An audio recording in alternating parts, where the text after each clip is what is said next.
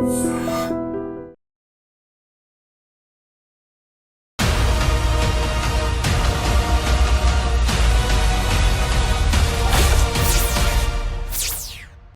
To crime victims. బతుకు తెరువు కోసం ఎడారి దేశంకి వెళ్ళి చాలా కష్టాలు పడ్డ వ్యక్తి ప్రస్తుతం మనతో ఉన్నారు. అతను బతుకు తెరువు కోసం వెళ్ళిన తర్వాత అక్కడ ఎంత కష్టాలు పడ్డారు, అక్కడి నుంచి ఇక్కడ రావడానికి ఎంత ఇబ్బంది పడ్డారు అన్న విషయం మనతో మాట్లాడడానికి శివ ప్రస్తుతం ఉన్నారు. చూడండి, ఈ ఎడారిలో ఈ మేకల కాడ, ఈ గొర్రెల కాడ, వీటి కాడ, ఈ కుక్కలకి మేత అన్నీ నేనే వేసుకుంటాను సార్.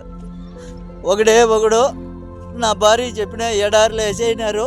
చూడండి, చుట్టూ ఒక చెట్టు లేదు, చేమ లేదు, ఏమీ లేదు. నాకు బతకాలని లేదు సార్. అన్నమయ్య జిల్లా చెందిన శివ బతుకు తెరువు కోసం, ఉపాధి కోసం ఏదో కొంత కష్టపడి డబ్బులు సంపాదించుకుంటామంటూ కువైట్కి వెళ్ళారు. కువైట్కి ఎవరి ద్వారా వెళ్ళారు, వెళ్ళిన తర్వాత అక్కడ ఎలా మోసపోయారు, అతను పడ్డ కష్టాలు ఇవన్నీ ఎన్ని కావు. తర్వాత ఏ రకంగా భారతదేశంకి వచ్చారు, ప్రస్తుత పరిస్థితి ఏ విధంగా ఉన్న విషయాన్ని శివ అడుగుతున్నాం. శివ నమస్తే. నమస్తే సార్. శివ, ఒకసారి చెప్పండి, మీ వీడియో చూసాం, ఆ ఎడారిలో బాధలు పడుతూ మీరు అంత కష్టాలు పడుతున్నారు.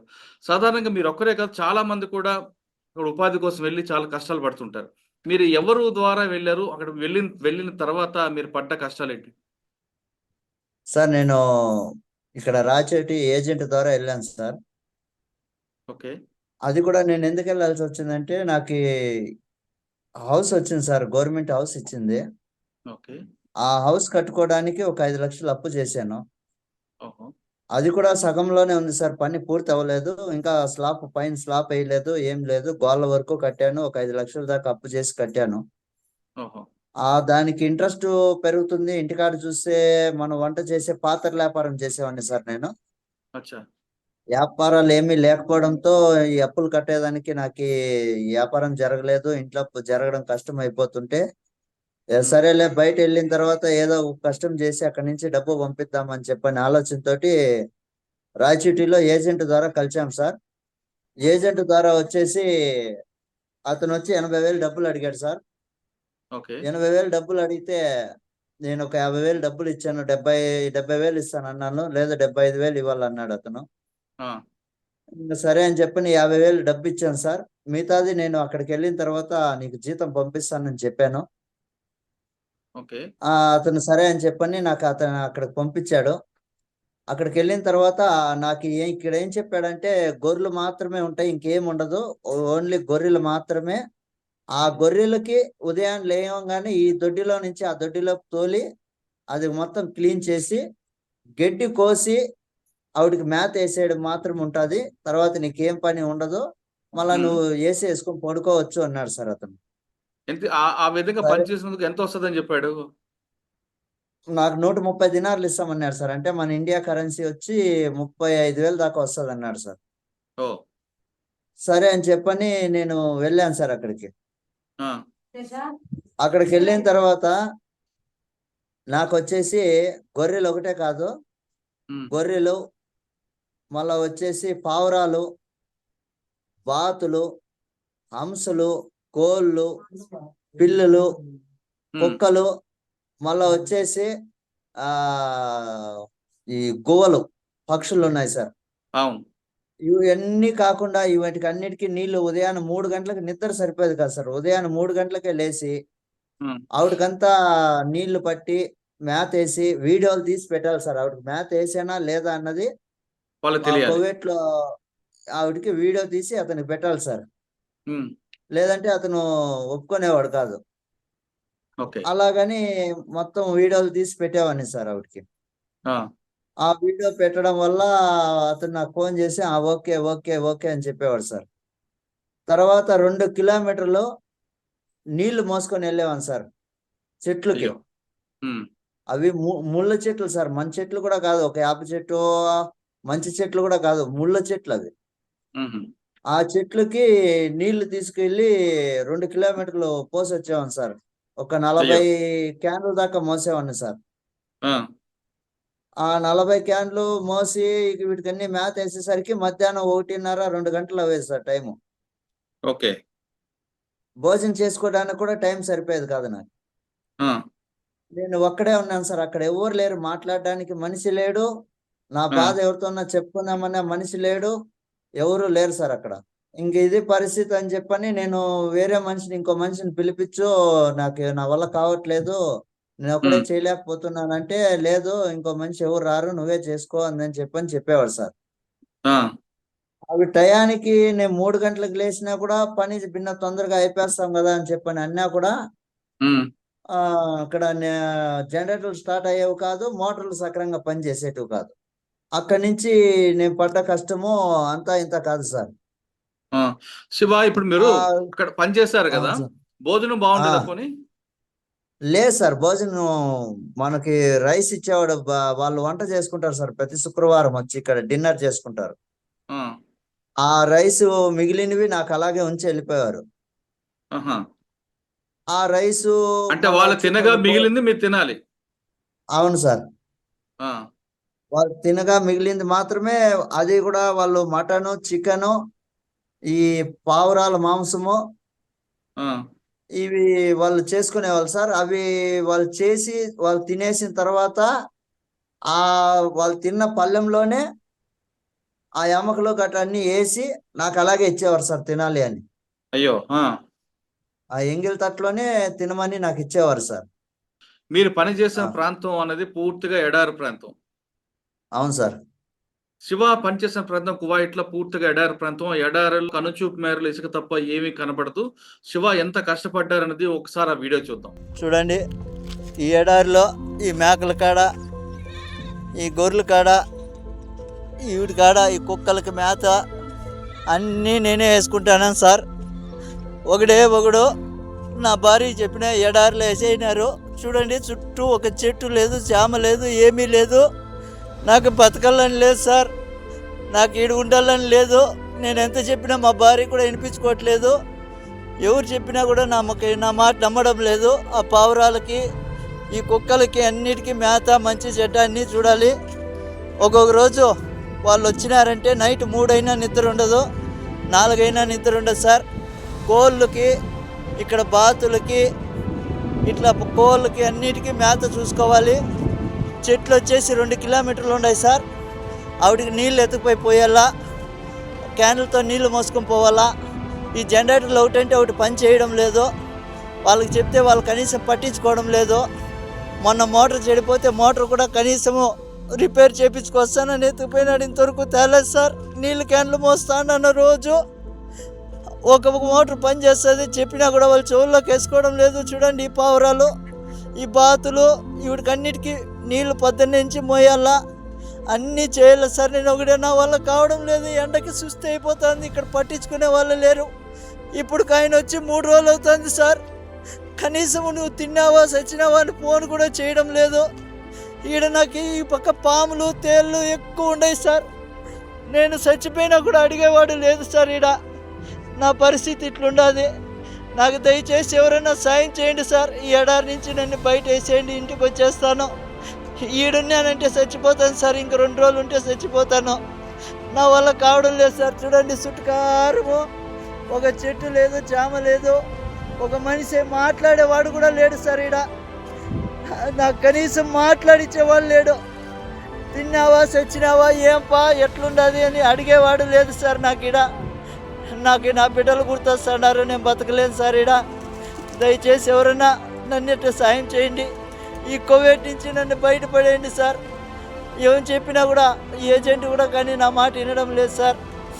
డబ్బులు కట్టు అంటున్నారు. నా కాడ అంత డబ్బులు లేదు. ఏం చేసేది సార్? నేను కూలి చేసుకుంటేనే పని జరుగుతుంది. ఏదో ఇక్కడ నాకు చెప్పిండే పని వచ్చేసి వేరే, ఇక్కడ చేపిస్తుండే పనులు వేరే. ఎవరికి అడిగినా నాకే పట్టించుకోవడం లేదు సార్. నా వల్ల కావడం లేదు.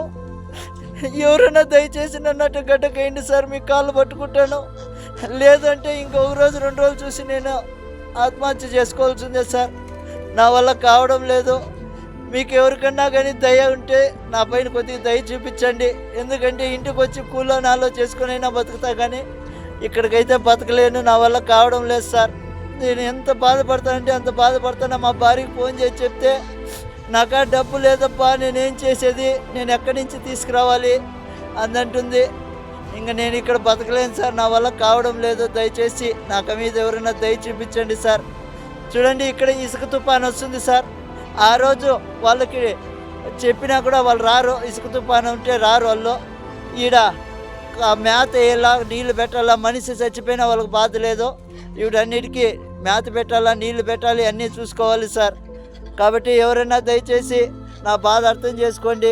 శివ, మీరు పనిచేసిన వీడియో చూశాను. అసలు కనుచూపు మేరలు ఇసుక కనిపిస్తుంది. గొర్రెలు, పశువులు తప్ప మనుషులు ఎవరు కనుచూపు మేరలేరు.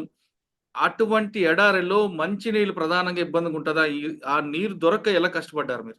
నీళ్ళంటే వాళ్ళు లారీలో నీళ్లు తోలేవారు సార్. లారీ వచ్చేది, 10 వీలర్ లారీ వచ్చేది. ఆ, ఒక పెద్ద ట్యూబులు ఉండేవి సార్. పెద్ద ట్యూబులో ఆ, 10 వీలర్ లారీ నీళ్లు పడుతుంది ఒక్కొక్క ట్యూబు. ఓకే, ఆ ట్యూబ్లో వాళ్ళు తోలేసి వెళ్ళేవారు సార్ నీళ్లు. ఓకే. ఆ నీళ్లు నేను అందులోంచి చిన్న పైప్ ఉంటుంది సార్. ఆ పైప్ తోటి నీళ్లు పట్టుకునేవాడిని. అవి చెట్లకి. నేను ఒకసారి వాటర్ క్యాన్లు ఉంటాయి సార్, వాళ్ళు తాగడానికి మినరల్ వాటర్ తెచ్చుకుంటారు. ఉమ్, అవి బాక్స్కి వచ్చి 12 బాటిల్ వస్తాయి సార్, చిన్నవి. ఒక 200 గ్రాముల నీళ్లు ఉంటాయి అందులో. అచ్చా. ఆ నీళ్లు నేను ఒకసారి తాగానని నా మీద అరిశాడు సార్ అతను. ఆ నీళ్లు నీ కోసం కాదు, మా కోసం తెచ్చుకున్నాము, నువ్వెందుకు వాడుతున్నావు, అది ఇదని నా మీద గొడవ చేశాడు. అయ్యో. సార్, ఆ ఇప్పుడు మీరు నీళ్లు శివగారు ఇప్పుడు ఇంకా తాగడానికి కదా, స్నానానికి దానికి వాటర్ ఎలాగా? ఇవే సార్, ట్యూబ్లో నీళ్ళే. ఓ. ట్యూబ్లో ఉమ్, నీళ్ళే అవే తాగడానికి. నేను గొర్రెలకి, మేకలకి, ఈ పక్షులకి అన్నిటికీ కూడా అవే నీళ్ళే వాడాలి. ఉమ్, ఇంకా ఈ చెట్లకి 2 కిలోమీటర్లు నీళ్లు మోసుకొని వెళ్ళాలి సార్. నా వల్ల అయ్యేది కాదు.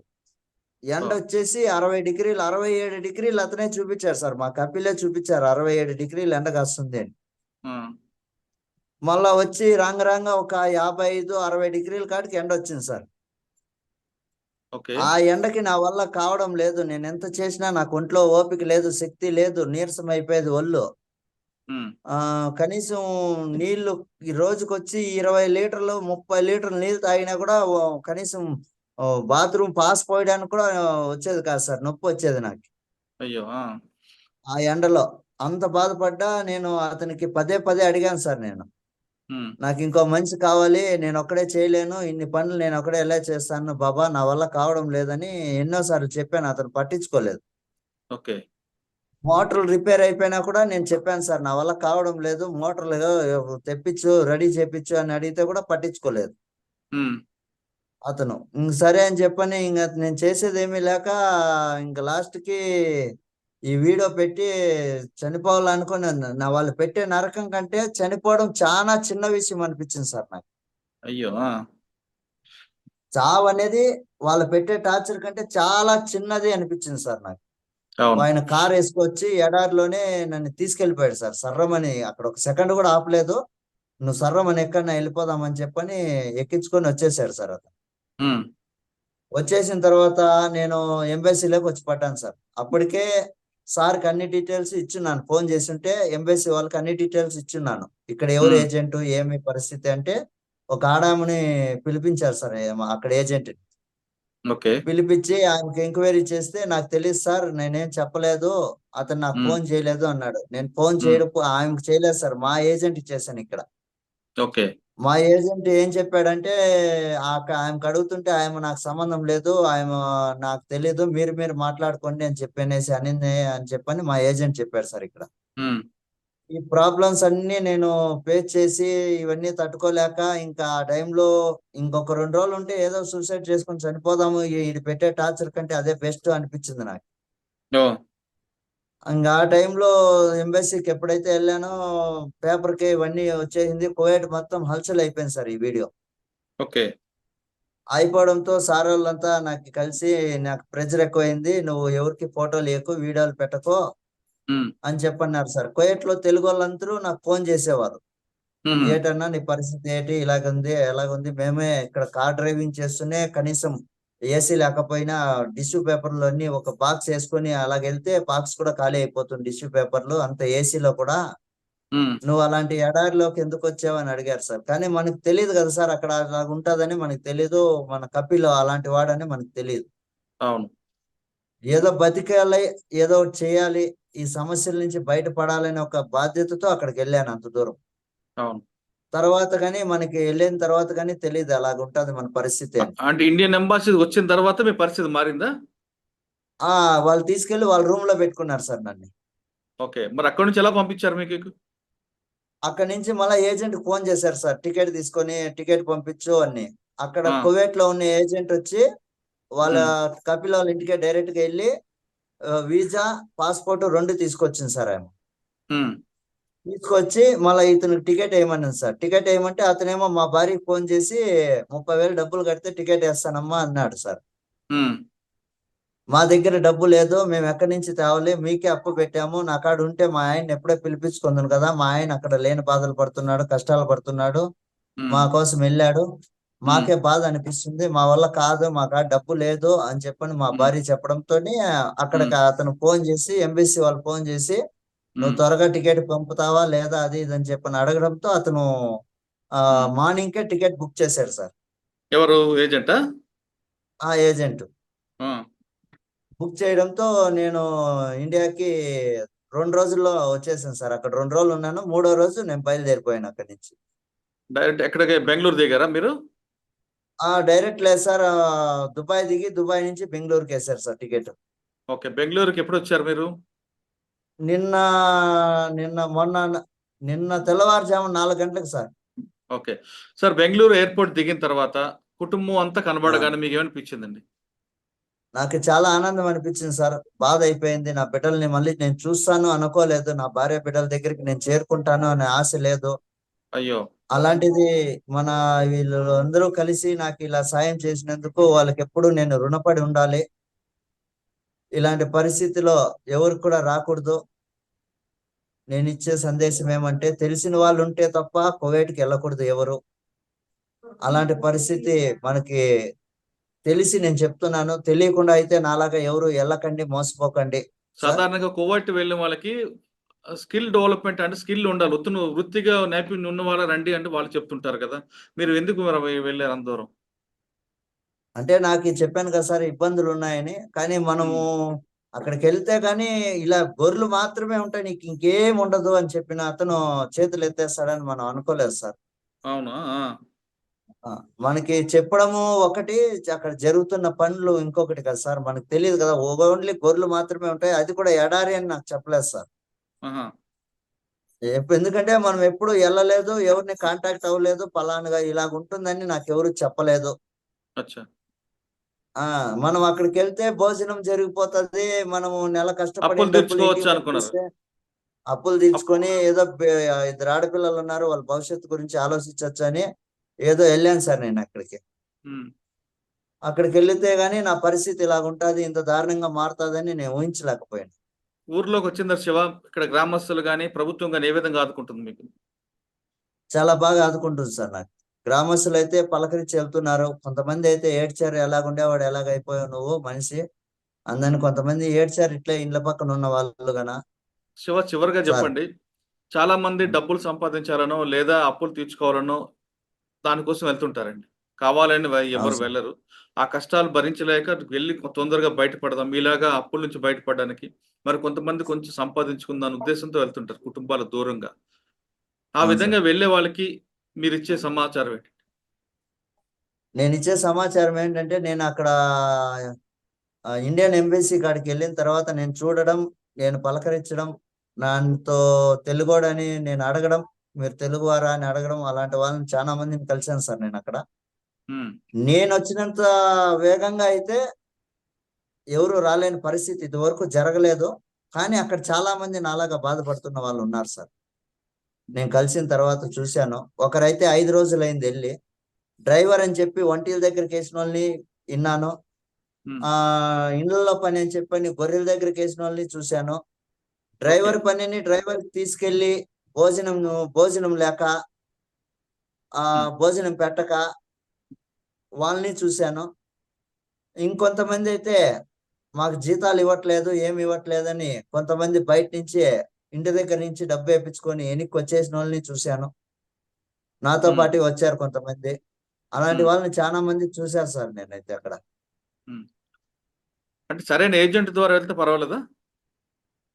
సరైన ఏజెంట్ అంటే మనకక్కడ తెలిసినోళ్ళు గాని, మనం ముందు బాగా పని చేసిన ఇల్లు గాని, మనకక్కడ బంధువులు గాని, స్నేహితులు గాని, వాళ్ళ ద్వారా అక్కడ అతని జతలో అంటే ఆ మనిషితో మనం ఒక ఫ్రెండ్ కానీ ఉంటే ఆ ఫ్రెండ్ కూడా మనతో పాటు అదే ఇంట్లో ఉంటే వెళ్ళొచ్చు కానీ కొత్తగా ఒక్కడివే అయితే కొత్త ప్రదేశానికి వెళ్ళకూడదు సార్. ఇక్కడ మీ అది నాకు కుటుంబం ఎంత తెలిసి బాధపడిందండి? చాలా నరకయాతన అనుభవించింది సార్ అక్కడి నుంచి మీ నేను భార్య ఫోన్ ఉన్నారా? మీ చేసి. మీ మీ భార్య ఉన్నారా మీ దగ్గరలో? ఆ, ఉన్నారు సార్.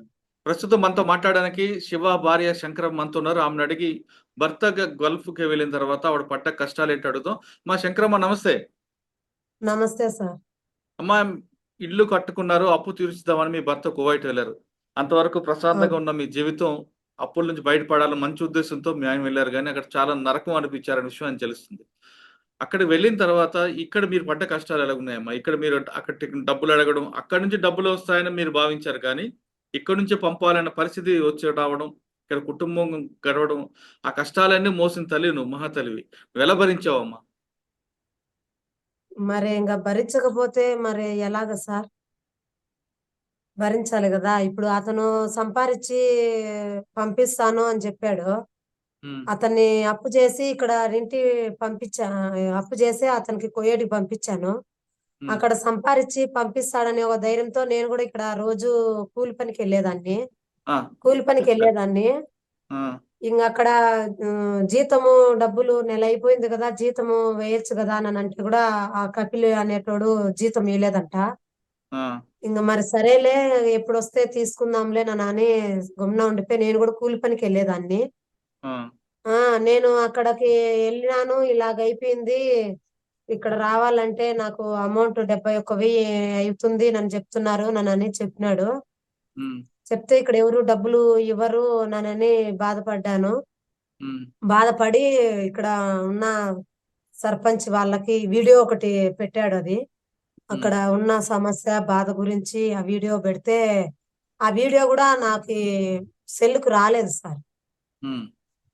నా సెల్లుకి రాలేదు. మళ్ళా మా అన్నయ్య ఏమ్మా ఫోను చేశాడు. హ్మ్. ఏమ్మా మీరు ఎక్కడుండారు? ఏం జేస్తున్నారు? ఇలాగ వీడియో వచ్చిందే. అతను ఇంత బాధపడతన్నాడే మీరు తెలుసుకోలేదా? నన్ను అరిసారు. హ్మ్. నాకు రాలేదని సెల్‌లో చూస్తే ఈ వీడియో ఏం లేదు నా దగ్గర.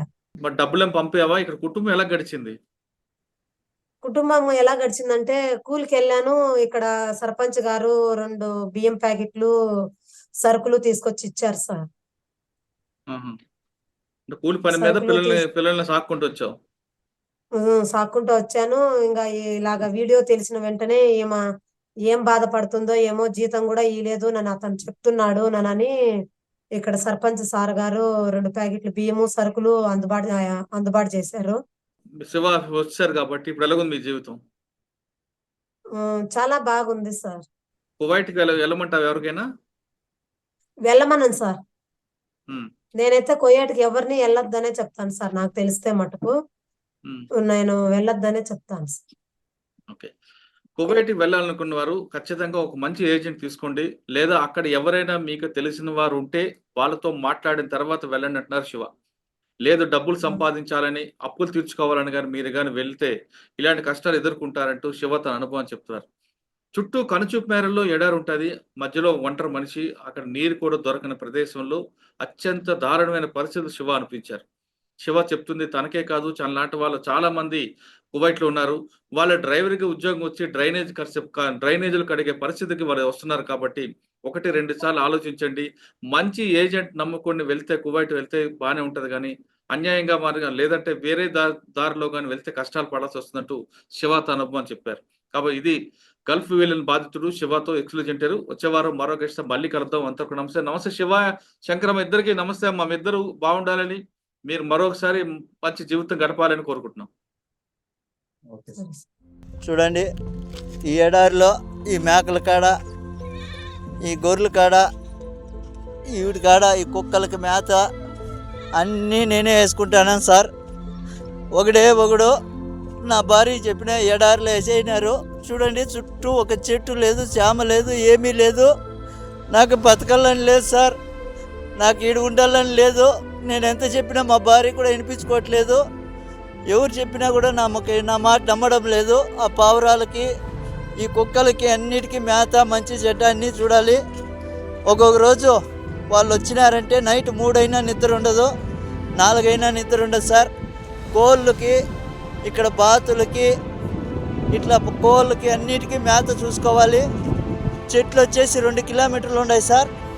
ఆవిడికి నీళ్ళు ఎత్తుకుపోయి పోయాలా, క్యాన్లతో నీళ్లు మోసుకొని పోవాలా. ఈ జనరేటర్లు ఒకటంటే ఒకటి పని చేయడం లేదు. వాళ్ళకి చెప్తే వాళ్ళు కనీసం పట్టించుకోవడం లేదు. మొన్న మోటార్ చెడిపోతే మోటార్ కూడా కనీసము రిపేర్ చేయించుకొస్తానని ఎత్తుకుపోయినాడు, ఇంతవరకు తేలేదు సార్. నీళ్ళు క్యాన్లు మోస్తానన్న రోజు ఒక మోటార్ పని చేస్తుంది, చెప్పినా కూడా వాళ్ళు చెవుల్లోకి వేసుకోవడం లేదు. చూడండి ఈ పావురాలు, ఈ బాతులు, ఇవిడికి అన్నిటికీ నీళ్లు పొద్దున్నే నుంచి మోయాలా, అన్నీ చేయాలి సార్. నేను ఒకటే నా వల్ల కావడం లేదు, ఎండకి సుస్థి అయిపోతుంది. ఇక్కడ పట్టించుకునే వాళ్ళు లేరు. ఇప్పుడు ఆయన వచ్చి 3 రోజులు అవుతుంది సార్. కనీసం నువ్వు తిన్నావా చచ్చినావా అని ఫోన్ కూడా చేయడం లేదు. ఈడ నాకు ఈ పక్క పాములు తేళ్ళు ఎక్కువ ఉన్నాయి సార్. నేను చచ్చిపోయినా కూడా అడిగేవాడు లేదు సార్. ఈడ నా పరిస్థితి ఇట్లుండాది. నాకు దయచేసి ఎవరైనా సాయం చేయండి సార్. ఈ ఎడారి నుంచి నన్ను బయట వేసేయండి, ఇంటికి వచ్చేస్తాను. ఈడున్నానంటే చచ్చిపోతాను సార్, ఇంక 2 రోజులు ఉంటే చచ్చిపోతాను. నా వల్ల కావడం లేదు సార్. చూడండి చుట్టుకారము ఒక చెట్టు లేదు, చామ లేదు, ఒక మనిషి మాట్లాడేవాడు కూడా లేడు సార్. ఈడ నాకు కనీసం మాట్లాడిచ్చేవాడు లేడు. తిన్నావా చచ్చినావా ఏంపా ఎట్లుండదు అని అడిగేవాడు లేదు సార్. నాకు నా బిడ్డలు గుర్తొస్తున్నారు, నేను బతకలేను సార్. ఈడ దయచేసి ఎవరైనా నన్ను సాయం చేయండి. ఈ కోవిడ్ నుంచి నన్ను బయటపడేయండి సార్. ఏం చెప్పినా కూడా ఈ ఏజెంట్ కూడా కానీ నా మాట వినడం లేదు సార్. డబ్బులు కట్టు అంటున్నారు. నా కాడ అంత డబ్బులు లేదు. ఏం చేసేది సార్, నేను కూలి చేసుకుంటేనే పని జరుగుతుంది. ఏదో ఇక్కడ నాకు చెప్పిండే పని వచ్చేసి వేరే, ఇక్కడ చేపిస్తుండే పనులు వేరే. ఎవరికి అడిగినా నాకు పట్టించుకోవడం లేదు సార్. నా వల్ల కావడం లేదు. ఎవరైనా దయచేసి నన్ను అటు గడ్డకేయండి సార్, మీ కాళ్ళు పట్టుకుంటాను. లేదంటే ఇంకొక రోజు 2 రోజులు చూసి నేను ఆత్మహత్య చేసుకోవాల్సిందే సార్. నా వల్ల కావడం లేదు. మీకు ఎవరికన్నా కానీ దయ ఉంటే నా పైన కొద్దిగా దయ చూపించండి. ఎందుకంటే ఇంటికి వచ్చి కూలో నాలో చేసుకునైనా బతుకుతా, కానీ ఇక్కడికైతే బతకలేను. నా వల్ల కావడం లేదు సార్. నేను ఎంత బాధపడతానంటే అంత బాధపడతాను. మా భార్యకి ఫోన్ చేసి చెప్తే నాకా డబ్బు లేదప్పా, నేనేం చేసేది, నేను ఎక్కడి నుంచి తీసుకురావాలి అందంటుంది. ఇంకా నేను ఇక్కడ బతకలేను సార్. నా వల్ల కావడం లేదు. దయచేసి నాకు మీద ఎవరైనా దయ చూపించండి సార్. చూడండి ఇక్కడ ఇసుక తుఫాను వస్తుంది సార్. ఆ రోజు వాళ్ళకి చెప్పినా కూడా వాళ్ళు రారు. ఇసుక తుఫాను ఉంటే రారు వాళ్ళు. ఈడ మేత వేయాలా, నీళ్లు పెట్టాలా. మనిషి చచ్చిపోయినా వాళ్ళకి బాధ లేదు. వీటన్నిటికీ మేత పెట్టాలా, నీళ్లు పెట్టాలి, అన్నీ చూసుకోవాలి సార్. కాబట్టి ఎవరైనా దయచేసి నా బాధ అర్థం చేసుకోండి.